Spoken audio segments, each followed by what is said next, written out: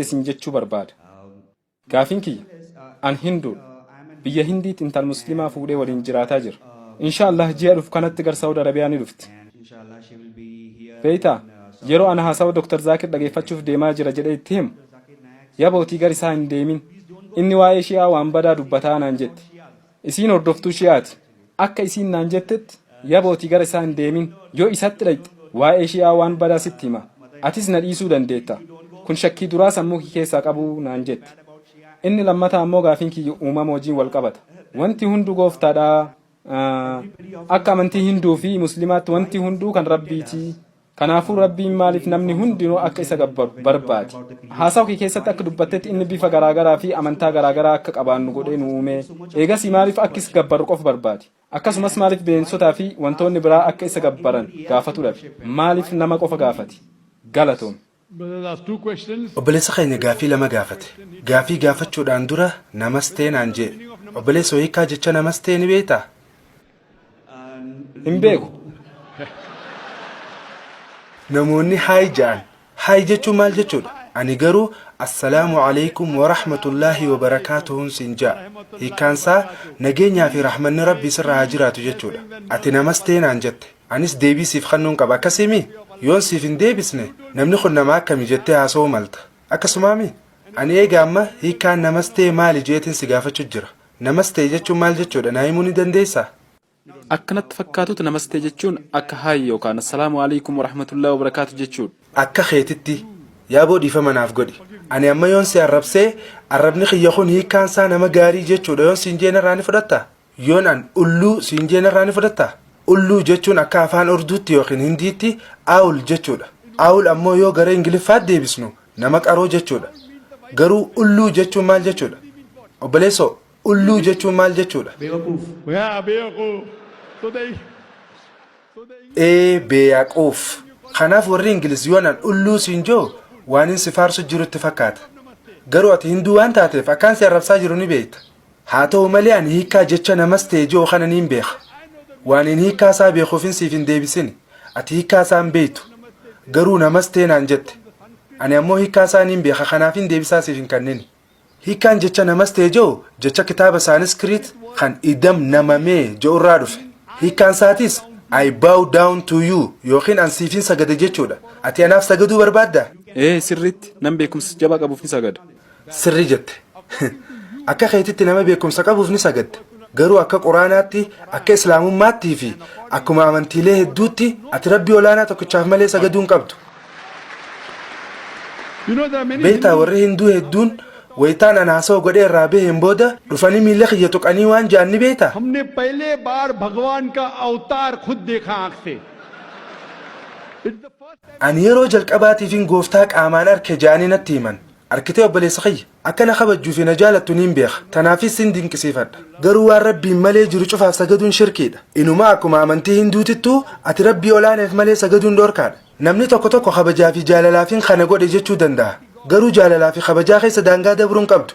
Yoo daangaa bira dabarte shirkii jennaan. Warri hinduu hedduun isaanii na dhufanii akka malee na faarsan. Inumaa rabbi cinaa na kaayuu barbaadaniiyu angooftaa miti rabbuma tokkicha qofaaf sagadaa jeetiin itti himaa oola. Waan inni dubbachaa jiruu fi beekumsi kun kennaa rabbi biraa naaf kenname. Kun kennaa rabbiiti jechuudha.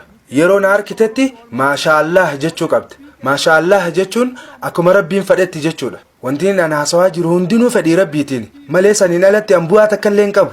Kanaaf namastee jechuun islaamummaa wajjin walitti bu'a. Inumaatu akka hinduun barsiisu wajjinis walitti bu'a. Haa ta'u hayyoonni tokko tokko idam namamee jechuun sin dinqisiifadha jechuus ni taha ja'an. Garuu hiikkaansaa ka dhugaa siifin sagade jechuudha. Akka islaamummaatti assalaamu alaykum jechuun nageenyi sirraa haa jiraatu jechuudha. Jecha kana bakka barbaaddetti yeroo barbaaddetti jechuu dandeessa. Afaan Ingiliffaatiin good morning jenna. Wayita lafti bariitu waan kana waliin ja'an. Tarii roobni sirroobee yoo si jiisee jiraate yoo jechuun feenallee numa jetta. Tarii namicha haadha warraa wajjin wallolee aara qabuun ati dhuftee good morning jettee ganama gaarii isaaf hawwita. Inninis deebii good morning jeesiif deebisuu mala. Garuu qalbii isaa keessatti ganamni akkanaa kun osoo dhufuu baatee jee ganama sana baaru jira. Garuu akkasuma wajjinuu good morning good evening jee deebisuuf dirqamatti ta'a. Nageenyi gaariin akka islaamummaatti assalaamu alaykum nageenyi rabbii sirra haa jiraatu. sababni isaa quraanni suuratun nisaa ayata 86 irratti akkana jaa namni haala gaarii yoo nagee isin gaafate isinis nagee san caaluun deebisaafii jaa kanaafuu namni tokko nagee haala gaarii yoo si gaafate atiis haala san caaluu yookiin ammoo kan isatti qixxaa'uun deebisuufii qabde kanaafuu an assalaamu alaykum wa rahmatullaahi wa barakaatuhuun siin jaa nageenyaa fi rahmanni rabbii sirra haa jiraatu obboleessa kiyya gara gaafii keetitti hogguun deebi'u gaafiin jalqaba irratti gaafatte qaadhimaan ta'e qaadhimaa moo haadha warraati haadha warraati haadha warraateeti okay hayyee tafuutee jirtu jechuudha jaartiin ta'e an diina shi'aa waan hin ta'eef akka ati dhuftee barumsaan an kan nun fudhanne si dhorkitee jirti haa ta'u garuu ati waan isiin siin jette san dalagaarra noolchine akka malee waan na jaalattuuf hin beeka saniif siin dinqisiifadha garuu maali ni beektaa jechi shi'aa jiru quraana keessa hin jiru wanti shi'aa sunnii jiru quraana keessatti hin ibsamne quraanni suuratu al imraan ayata 103 irratti akkana jaa wa'tasimuu bihablillaahi jamiican walaa tafarraquu funyoo rabbii jabeessaatii qabadhaa addaan hin babahinaa jaa rabbiin subhaanahu wa ta'aalaa nuti musliimoonni funyoo islaamummaa jabeessinee qabachuu qabna qoqqoodamiinsa uumuu hin qabnu akkasumas rabbiin keenya suuratul an'aam ayata 159 irratti akkana jaa yaa ergamaa rabbii ati nama amantii islaamummaa keessatti garee uumu wajjin hidhatan qabdu warra islaamummaa keessatti garee uumu kana dhimma isaanii rabbiitu guyyaa qiyaamaa laala kanaafuu islaamummaa keessatti garee uumuun dhorkaadha namni garee fi firqaa uumu hundinuu quraanaa fi sunnaarraa fagaatee jira kanaafuu haadha warraateetii waan jettuun Dr. Zaakir Naayik wanti shi'aa sunnii jedhamu hin jiru je'ee itti himi quraanni atiicu llaaha wa atiicu rasuul rabbiif ajajamaa ergamaa isaatiifis ajajamaa ja'a wanti nuti godhuu qabnu quraanaa fi dubbii sahihaa kan nabi Muhammad sallallahu alaihi wasallam irraa odeeffame hordofuu qabna kanaaf maqaan sirrii kan ati kennuu dandeessu muslima kan jiru qofa ta'a ani mataa kiyyaan shi'aa yookiin sunnii je'ee fi yaamu ani muslima je'eetiin if yaama kanaafuu haadha warra keetiitiin ani arra Dr. Zaakir isaa muslima je'ee if yaamuun arkee je'e itti himi ani shi'aa yookiin sunnii waan jiru irratti dura dhaabbannaan qabu ani muslima hundaahu maquma fedheenuu ifaa yaamanii gara rabbii fi rasuulaatti deebi'aan ja'an yeroon an deebisaa tana deebisu kanatti musliimoonni faallaa quraanaatii fi hadiisaa deeman deebisaa xiyyatanatti ni mufatan ta'a kanaafuu haadha warraateetiin ati waan quraanaa fi sunnaan ala jiru hordofaa jirtaa je'i gaafadhu yoon taane maaliif Dr. Zaakir sodaattaa je'in yoo faallaa quraanaa taate sodaachuu qabdi haa ta'u garuu haala sanirraa jijjiiramtee gara quraanaa fi sunnaa deebi'uu qabdi waan Zaakir jiru hin hordofina Zaakir jechuun islaamummaa keessatti akka waan zeerooti atiicu llaaha wa atiicu rasuula rabbiif ajajamaa ergamaa isaatiif ajajamaa kanaafuu haati warra keetii yoo waan quraanaa fi hadiisa sirriitiin ala jiru hordofaa jiraatte if sirreessuu qabdi wanti shi'aa jiru quraana keessa waan hin jirreef muslima jettee if yaamuu qabdi asirratti siin dinqisiifadha haadha warra keetii ni jaalatta garuu anallee na jaalatta maasha Allah gara haasawaa kiyyaatiin deebi'a gara gaafii ta'e lammaffaatti hogguun dhufu rabbiin maaliif nu uume ammaas maaliif akka nuti isa gabbarru barbaada maaliif bineensonni hoo akka isa gabbaran hin gaafatin gaafii rabbiin maaliif akka isa gabbarru barbaada je'uuf haasawaa kiyya kanii reefuun tana dabarsa keessatti gaafiin gaafatameef deebii kanneetiin jira tarii ati turtee dhufteensaa nuti rabbi ni gabbarra maqaa isaatis ni faarsina namoonni tokko tokko maaliif Allahu akbar jettan maaliif rabbi gabbartan ja'anii nu gaafatan anis akkana jeetiin deebii kannaaf akka islaamummaatti ati rabbi gabbartuus yookiin gabbaruu baattuus jijjiiramni ati rabbi irratti fiddu hin jiru yeroonan Allahu akbar rabbiin guddate je'u kana durumaanuu rabbiin guddaadha waaninan Allahu akbar jeef inni guddaan ta'u saniifuu maaliif jannaree waan akkas jennuuf ni beektaa adadumaan an waan takkaan guddaadha je'uuni akkuma beekamutti amalli ilma namaa waan guddaadha je'uun saniif ajajamuu fi hordofuuf yaalii godha kanaafuu sababni nuti rabbiin guddate jennee isa faarsinuuf daranaa isa guddaa godhuuf osoo hin taane yeroo maqaa isaa faarsinu sanitti ajaja inni quraana keessatti nuu dabarse dalagaarra oolchu jirra kanaafuu jalqaba irratti rabbiin keenya olaanaan eenyu akka ta'e adda baasnee beekuu qabna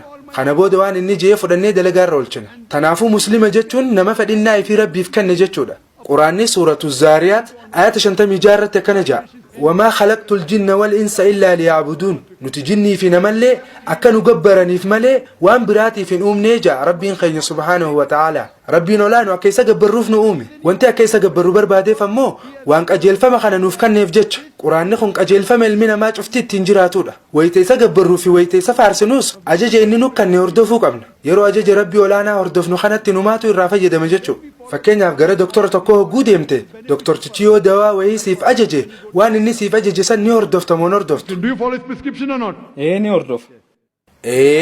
مالي في سبب نساء وان دكتور ستيجر توفي إني أمو دكتور haaluma wal fakkaatu rabbiin olaane quraanaa fi hadiisa keessatti maaltu gaarii akka ta'ee fi akkasumas maaltu badaa akka ta'e nuuf tarreessee jira.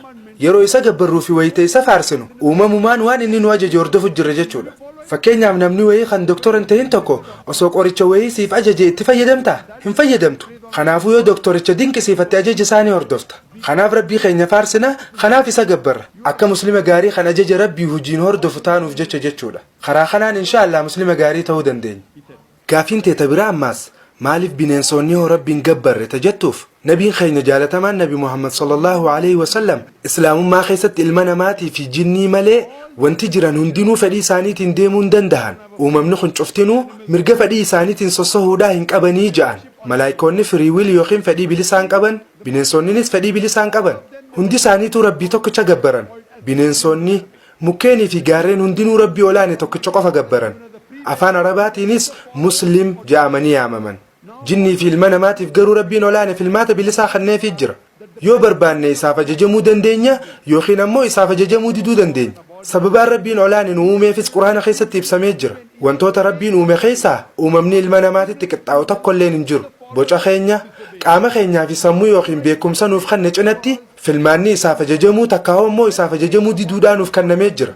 Eega filmaata bilisaa nuuf kanneen booda isa gabbaruun faayidaa qabaachuu fi qabaachuu dhabuusaa akka xiinxallee adda baafannu nu godhe. Uumamoonni biraa hundi kan akka mukkeeniitii fi bineensotaa filmaata bilisaan qaban. Wanti akka rabbi gabbaruudhaa gaariin hin jirtu. Alhamdulillah waan gaariidha. Eega filmaanni bilisaa ilma namaatiif kannameen booda quraana keessatti suuratul mulki aayata lammaffaa irratti rabbiin akkana jedhe. Alladhii khalaqa al-mawta wal hayaata liyabluwakum ayyukum ahsanu amala. Rabbii du'aa fi jiruu uume. Isin keessaa kamtu dalagaa gaarii akka dalagu adda baafachuuf jedhe. Tanaafuu jiruun addunyaa tun qormaata jireenya keenya aakhiraati jechuudha. Eega filmaanni bilisaa nuuf kannamee booda yoo barbaadde isa gabbaruu dandeessa yookiin dhiisuu dandeessa. Yoo isa gabbarte ajajanni siif kanne dalagaa irra oolchuu qabda. Yoo barbaadde alkoolii dhuguu dandeessa yoo feete dhiisuu dandeessa. Yoo alkoolii dhuguu dhiiste ammoo ajaja isaa hordofu jirta jechuudha. Haala kanaan rabbiin olaane waan godhuu qabduu fi waan godhuu hin qabne siif kannee jira. Wanti kun lakkoofsaanis akkaan muraasa. Kanneen hafan ammoo yoo barbaadde qofa raawwatta. Kanaafuu ajajoota lakkoofsaan muraasa ta'an ka godhuu qabduu fi ka godhuu hin qabne kana yoo dalagaa irra oolchite ajaja isaa hordofu jirta isaas gabbaruu jirta jechuudha. Hoggusan inshaallah qormaata sanni dabarta. Jiruun tunis qormaata keenya aakhiraati jechuudha. Deebisaasiif kanne jeetiin amana.